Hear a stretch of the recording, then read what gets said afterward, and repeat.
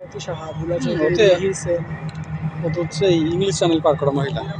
পারবে হ্যাঁ, হাঁটতে চলে যাবে। কালনার গঙ্গায় ইয়ে করতে সাঁতার কাটতে।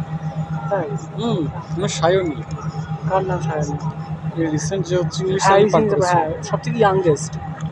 আর সে মোটা মহিলা। হ্যাঁ, কোথায় সাঁতার কাটতো? কোথায় সাঁতার কাটতো? কালনা, ওর বাড়ি তো কালনায়। দিয়ে আস্তে আস্তে ইংলিশ চ্যানেলে চলে গেল। এটা অলরেডি মানে পার করা হয়ে গেছে অনেকদিন আগে, ভয় লাগে না? 1-1.5 বছর আগে। এক্সপিরিয়েন্সটা যথেষ্ট টাফ ছিল।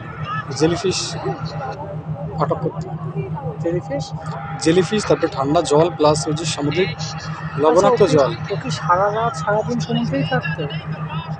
হ্যাঁ, কিন্তু ওর পাশাপাশি অলওয়েজ তোমার এই জাহাজ টাহাজ মানে যেগুলো সাথে থাকে আর কি, গাইড করছে। খাবার টাবারের একটা ব্যাপার থাকে আর কি, সেগুলো সামটাইম দিতে হয়।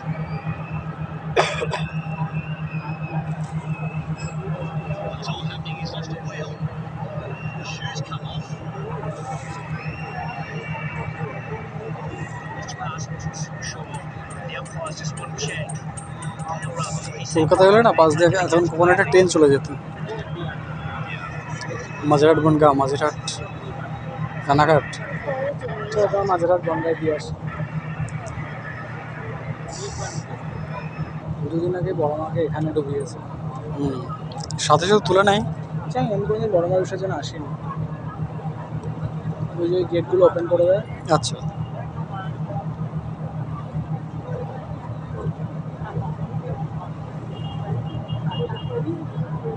এদিকে ট্রেন যাচ্ছে সম্প্রতি। হ্যাঁ, কি সুন্দর দৃশ্য বলো। পাশাপাশি আশেপাশে যারা থাকে তারা হচ্ছে দেখতে পায়, যাদের বাড়ি।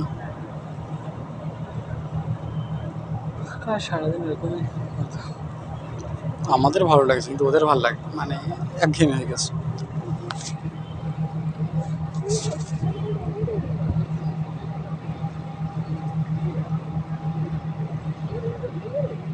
সব থেকে এক্সপেন্সিভ যাত্রা হচ্ছে ক্রুজের যাত্রা।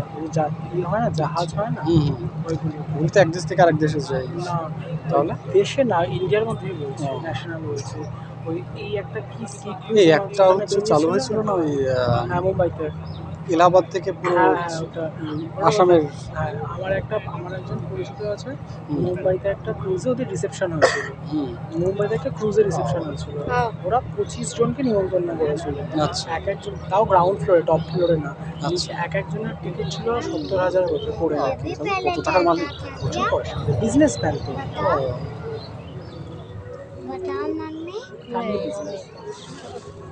আচ্ছা, আমার বাবা যেখান থেকে মাল এনে দোকান সাজায়, সেই লোকটার ছেলে। রিসেপশনটা ওখানে হয়েছিল, আমাদের বউ মানে বিয়েতে নিমন্ত্রণ করেছে। আচ্ছা আচ্ছা।